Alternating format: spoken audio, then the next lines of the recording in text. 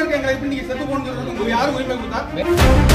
எங்க பேரை சேர்க்க மாட்டேன். எத்தனை பேர் இது மாதிரி ஆயிருக்கு? எனக்கு ஒரு நாள் நீதி கிடைச்சா மத்தவங்களுக்கு யார் நீதி கொடுப்பா?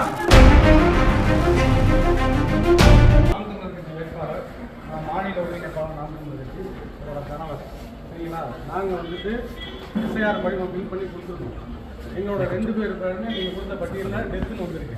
எதனை அடிப்படையில் நாங்கள் இறந்து போயிட்டோம், உயிரோடு இருக்கவங்கள இறந்து போயிட்டுன்னு சொல்றதுக்கு உங்களுக்கு அதிகாரம் யார் கொடுத்தா? எந்த ஆவணத்தின் அடிப்படையில் எங்களை இறந்து போகணும்னு அறிவிச்சிருக்கீங்க சொல்லுங்க. இப்படித்தான் இந்த எஸ்ஐஆர் நடக்குதா?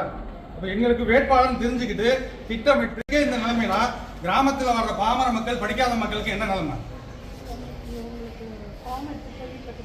ஆமா, வாங்கிதான் கையெழுத்து போட்டு கொடுத்து அவங்களே கையெழுத்து கொடுத்துருக்காங்களே. இன்னொரு படி வந்து கொடுத்துருக்காங்களே. இந்த ஆதாரம் இருக்கு. இந்த இருக்கு ஓட்டர் ஐடி. கடந்த முறை மாற்று வேட்பாளர் பாராளுமன்ற தொகுதியில நாங்க அதே வீட்டுல தான் இருக்கோம். வேற வீட்டுல ஷிஃப்டிங் ஆகி போயிருந்தா கூட நீங்க ஷிஃப்ட் போட்டுதா கூட பரவாயில்ல. உயிரோட இருக்க எங்களை எப்படி நீங்க செத்து போகணும்னு சொல்றது உங்களுக்கு யாரும் உரிமை கொடுத்தா? செத்து போனவங்களுக்கு டெத் சர்டிபிகேட் வாங்குறதுக்கு 1008 அலைய விடுற நீங்க உயிரோட இருக்க எங்களை எப்படி வந்து செத்து போன அறிவிக்க முடியும்? உங்களுக்கு யாரும் அந்த அதிகாரம் கொடுத்தா? எதனை அடிப்படையில் எங்களுக்கு கொடுத்தீங்க அதை சொல்லுங்க. நான் செத்து போயிட்டேன்றதுக்கு நான் முனிசிபாலிட்டி சர்டிபிகேட் இருக்கா? டெத் சர்டிபிகேட் கொடுத்துருக்காங்க சொல்லுங்க பார்க்கலாம். கடந்த முறை நான் ஜூம் மீட்டிங்ல பண்ண பேசினேன். ஒரு படிவம் தான் கொடுக்குறாங்க, இன்னொரு படிவம் கொடுக்குறேன்னு. 2 படிவம் வச்சிருந்த ஒரு படிவம் என்கிட்ட இருக்கு. ஆதாரத்துக்கு எனக்கு இருக்கே அதே நீங்க நீக்கிறீங்கன்னா ஒரு படிவம் கொடுத்துட்டு ஆதாரம் இல்லைன்னு சொல்லிட்டு திரும்ப வந்து நீங்க ஒரு டைம் கொடுத்துருக்கீங்களா? இந்த டேட்டுக்கு அப்புறம் நீங்க வந்து திரும்ப வந்து சேர்க்கலாம்னு சொல்லி எதோ எதன் அடிப்படையில் வந்து சேர்க்க முடியும்? நீங்க இது வந்து நிர்வாக குளறுபடியா இல்ல வந்து திட்டமிட்ட சதியா? இது திட்டமிட்ட சதி, நிர்வாக குளறுபடி கிடையாது. மேடம் சரி சொல்லுங்க, சொல்லிதான் சொல்லுங்க.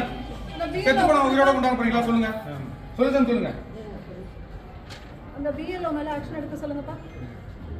எதன் அடிப்படையில் அவங்க டெத்துன்னு சேர்த்தாங்கன்னு சொல்லிட்டு உடனே கூப்பிடுங்க.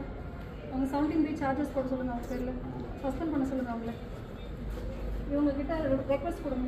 இல்ல நான் ரெக்வெஸ்ட் கொடுக்குறேன் மேடம்.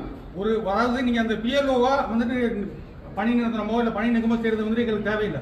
அவங்க கடைக்கோடி ஊழியர்கள் அவங்களுக்கு எதுவுமே தெரியல. பிஎல்ஓக்கு தெரியல தான் ஆரம்பத்துல நாங்க சொல்றோம். இல்ல பிஎல்ஓக்கு எதுவுமே தெரியல. எங்க பேரை சேர்க்க மாட்டேன். எத்தனை பேர் இது மாதிரி ஆயிருக்கு? எனக்கு ஒரு நாள் நீதி கிடைச்சா மத்தவங்களுக்கு யார் நீதி கொடுப்பா? நீங்க பதில் சொல்லிட்டு போங்க மேடம். மேடம் பதில் சொல்லுங்க.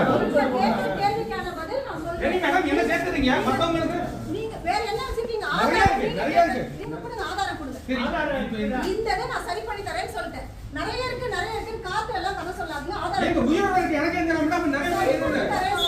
தப்பு நடந்திருக்கு, சரி பண்ணி தரேன்னு சொல்லிட்டேன் நான். இல்ல மேடம் நான் என்ன சொல்றேன், நீங்க சரி பண்ணி தரீங்கன்றத நாங்க ஒரு மாசமா பேசிட்டு இருக்கோம். பிஎல்ஓ மீட்டிங் உங்களோட மீட்டிங்லயே நாங்க பேசிட்டு இருக்கோம். இல்ல நான் அன்னைக்கே மட்டும் சொன்னேன் சரியான முறையில் அவங்க வந்து இதை பண்ணல. உங்களோட ஜூம் மீட்டிங் நீங்க கடைசியா கேட்டீங்களா? நாம் தமிழர் கட்சிக்கு ஏதாவது வேண்டுகோள் இருக்கான்னு கேட்டீங்கல்ல ஜூம் மீட்டிங்ல. நான் அன்னைக்கே மட்டும் என்ன சொன்னேன், வர்ற ஊழியர்களுக்கு எதுவுமே தெரிய மாட்டேங்குது. அவங்க வந்துட்டு எந்த ஒரு பிராக்டிஸ் இல்லாம வர்றாங்க, அவங்களுக்கு சரியான ட்ரைனிங் கொடுக்குறேன்னு சொல்லி கொண்டு சொல்லியிருக்கோம் நாங்க ஏற்கனவே. அப்படி இருந்து திரும்ப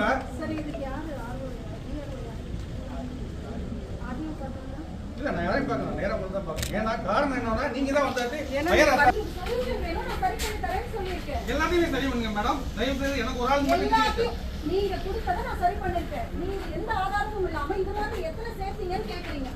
எக்ஸாம்பிள் இருக்கு. நானே இருக்கேன் லைவா.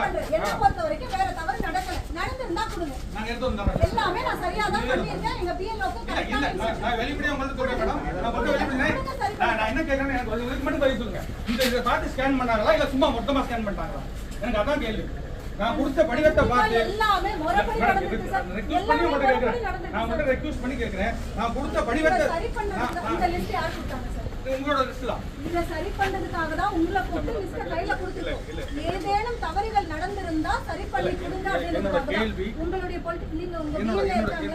உங்களுக்கு பிஎல்ஏ இருக்காங்க. என்னோட கேள்வி லெவல் ஏஜென்ட் இருக்காங்களா? போனாங்களா பிஎல்ஓ கூட? நானே அந்த கூத்து நான் தான். இந்த தப்பு எப்படி நடந்துச்சு? நான் அந்த கூத்துக்கு நீங்க போயிருந்தா அந்த தப்பு மேடம் லிஸ்ட் இல்ல இது கொடுத்து பிஎல்ஏ வந்து பிஎல்ஓ கூட போயிருந்தா இந்த மாதிரி இறப்பு பிஎல்ஓ சேர்த்து நான் உங்கள்ட்ட ஒரே ஒரு கேள்வி கேக்குறேன். இருங்க ஒரே நிமிஷம் மேடம் ஒரே ஒரு கேள்வி. நான் நாம் தமிழர் கட்சியின் மாநில ஒருங்கிணைப்பாளர் ரமேஷ் இளஞ்செழியன். சிவகங்கை சட்டமன்ற தொகுதியின் 2026 வேட்பாளராக என்னோட மனைவி இந்துஜா ரமேஷ் அவர்கள் அறிவிக்கப்பட்டு தேர்தல் பணிகளை நாங்கள் வந்துட்டு 6 மாசமா செஞ்சுக்கிட்டு இருக்கோம். இப்போ இந்த எஸ்ஐஆர் சீர்திருத்தம், இந்த சிறப்பு சீர்திருத்தத்தில் வந்துட்டு வாக்காளர் பட்டியலை இந்த அரசு வந்துட்டு எடுத்துக்கிட்டு இருக்கு. அப்போ வந்துட்டு எங்களோட படிவத்தை எஸ்ஐஆர் படிவத்தை பூர்த்தி செய்து நாங்கள் 10 நாளைக்கு முன்னாடியே கொடுத்தாச்சு. இப்போ நேற்று வந்துட்டு அரசு சார்பாக வந்து டெத்து இது ஷிஃப்டட் எதுன்னு சொல்லிட்டு ஒரு பட்டியல் கொடுத்துருக்காங்க தொகுதி முழுக்க. அந்த பட்டியலில் என்னோட பெயரும் என்னோட மனைவி பெயரும் டெத்துன்னு கொடுத்துருக்காங்க. எப்படி வந்து இதை டெத்துன்னு கொடுத்தாங்க, எதன் அடிப்படையில் வந்துட்டு இந்த அரசு வந்துட்டு இந்த படிவத்தை ஸ்கேன் பண்ணி ஏற்றாம அவங்க இஷ்டத்துக்கு ஏற்றி 19 வந்துட்டு டெத்துன்னு கொடுத்துருக்காங்களா, இல்லை வேட்பாளர்ன்ற தெரிஞ்சுக்கிட்டு நாம் தமிழர் கட்சி இந்த தொகுதியில் போட்டியிடக்கூடாது அப்படின்றத வந்துட்டு இதில் வச்சுட்டு வந்துட்டு எங்களை வந்துட்டு பட்டியலில் வந்து தூக்கிருக்காங்க. ஒரு ஷிஃப்டர்னு போட்டிருந்தா கூட ஏதாவது ஒன்று, நான் உயிரோடு இருக்கும்போது என்னை வந்துட்டு இறந்து போயிட்டேன்னு கொடுக்கறதுக்கு எந்த ஆதாரத்தின் அடிப்படையில் இந்த அரசு அந்த செயலை செஞ்சுச்சு? மாவட்ட ஆட்சியர்கிட்ட கேட்டா நாங்க சரி பண்றோம், உங்களை தான் பட்டியலில் சேர்க்கிறோம். என்னோட பேரை மட்டும் என்னோட மனைவி பேரை மட்டும் பட்டியல் சேர்க்கிறது எங்களோட கோரிக்கை கிடையாது. இது மாதிரி தமிழ்நாடு முழுக்க எத்தனை பேரோட வந்துட்டு வாக்கு வந்துட்டு நீக்கப்பட்டிருக்கு, டெத்துன்னு கொடுத்துருக்கான்றத நீங்க வந்துட்டு கவனத்தில் எடுத்துக்கணும். அப்ப இது திட்டமிட்டு ஆளுகின்ற அதிகார வர்க்கம் இதை வந்துட்டு திமுக சொல்லுது வந்துட்டு பாரதிய ஜனதா அரசு கொண்டாந்து திரிக்குது அப்படின்னு சொல்லிட்டு. ஆனா இங்கே முழுக்க வந்துட்டு கடந்த வந்துட்டு எஸ்ஐஆர் கூட்டத்திலேயே வந்துட்டு பல பேர் அதிமுக பாரதிய ஜனதாவோட பேசினாங்க. திமுக வந்து திட்டமிட்டு கடைசியா 4 நாள்ல வந்துட்டு எல்லாத்தையும் பட்டியலில் ஏற்றி விட்டாங்கன்னு. உண்மை அதுதான்றது இப்ப ப்ரூஃப் ஆயிடுச்சு. லைவ் நான் இருக்கேன், ரத்த சாட்சியாக நான் இருக்கேன். என் படிவம் வந்துட்டு ஃபில்அப் பண்ணி கொடுக்கலைன்னா நீங்க ஏதோ ஒரு இதுல போட்டிருக்கலாம். இருக்காது கூட்டு எப்படி அந்த ஆட்சி அதிகாரத்தில் இருக்கும் தானே அரசு ஊழியராக இப்ப இருக்காங்க, அவங்க கீழே தானே இயங்குறாங்க. அப்ப மாவட்ட ஆட்சியருக்கு சரியான பதில் சொல்லணும்ல. மாவட்ட ஆட்சியர் கடந்த முறையே நான் ஜூம் மீட்டிங்ல சொல்றேன், இந்த மாதிரி வந்துட்டு நல்ல அனுபவம் இல்லாத அவங்களுக்கு வந்து பயிற்சி கொடுக்கப்படாத ஊழியர்கள் வந்து கடைக்கோடி ஊழியர்கள் வந்துட்டு இதுக்கு வந்துட்டு பலிகடை ஆக்குறாங்க. இது தவறு. ஏன்னா அவங்களுக்கு எந்த இடத்துல எதை ஃபில்அப் பண்ணே தெரியல. இப்ப 2002 எனக்கு வாக்கு இருந்துச்சுன்னா நான் இந்த பகுதியில கீழே வந்து அதை பூர்த்தி செய்யணும். 2002 எனக்கு வாக்கு இல்லைன்னா இந்த சைட்ல நான் பூர்த்தி செய்யணும். ஆனா அவங்களுக்கு எதுவுமே தெரியல. எல்லாத்தையும் இதே பகுதியில வந்து ஃபில்அப் பண்ணி வாங்கிட்டு போறாங்க, இல்ல ஏதாவது ஒண்ணு ஃபில்அப் பண்ணி ஏதாவது போதும்னு சொல்லிட்டு வாங்கிட்டு போறாங்க. இப்படிப்பட்ட அதிகாரிகளை வச்சு ஊழியர்களை வச்சு இந்த சிறப்பு வாக்காளர் சீர்திருத்தத்தை எப்படி சரியா கொண்டு போகணும்னு நினைக்கிறீங்க? 2 பேருமே நீக்கப்பட்டது, 2 பேருமே நீக்கான அரசு ஆவணம் இருக்கு, 2மே டெத்துன்னு இருக்கு. என்னுடைய வந்துட்டு வரிசை எண், என்னுடைய பூத் எண் வந்து 110, பாகம் எண் 110, வரிசை எண் வந்து வேட்பாளரோட 1076, என்னோடது வந்துட்டு 1077. எல்லாமே எங்கள்கிட்ட வந்து ஆதாரபூர்வமா இருக்கு. படிவத்துல பாதி நிரப்புனா போதும், தெரிஞ்ச வரைக்கும் நிரப்பி கொடுங்க, நாங்க ஏத்திக்கிறோம், ஒன்னும் பிரச்சனை இல்லைங்கிறாங்க. எல்லாத்தையும் கரெக்டா நிரப்பி கொடுத்த எங்களுக்கே இந்த நிலைமை இருக்கும்போது கிராமத்துல இருக்க மக்கள், படிக்காத மக்கள் எல்லாம் ஃபுல்லா பண்ணி கொடுத்துருக்க மாட்டாங்க. ஆனா அவங்களோட எப்படி இருக்கும்? இந்த லிஸ்ட் நிறைய கொடுத்துருக்காங்க. இன்னும் நாங்க பார்ப்போம் எத்தனை பேர் லிஸ்ட் நீக்கப்பட்டிருக்காங்கன்றதை நாங்க சொல்லுவோம். நீங்க அதை கவனிக்கணும். தவிர்க்க முடியாத தம்ப்நெயில்ஸ், கலக்கலான கண்டென்ட்ஸ், சினிமாவும் சீரியஸ் பிரச்சனைகளும், பல வருடங்கள் இடைவெளி கலகலப்பும் கைகலப்பும்,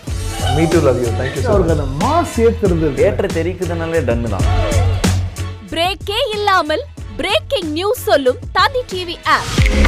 இன்ஸ்டா தலைமுறை வரை இறங்கி அடிக்கும் தந்தி டிவியின் டிஜிட்டல் எக்ஸ்க்ளூசிவ். அது தண்ணிக்குள்ள போகும்போது ஹேங் ஆயிடுச்சு. உங்களுக்கு விஜய் சார் எந்த அளவுக்கு ரொம்ப பிடிக்கும்? Of course Malayalis are huge Vijay sir fans. 2 பேருமே ரொம்ப பிடிக்கும் எனக்கு. தந்தி டிவி ஆப்பை இலவசமா டவுன்லோட் செய்யுங்க, ஃபாலோ பண்ணுங்க, சப்ஸ்கிரைப் பண்ணுங்க, என்ஜாய் பண்ணுங்க.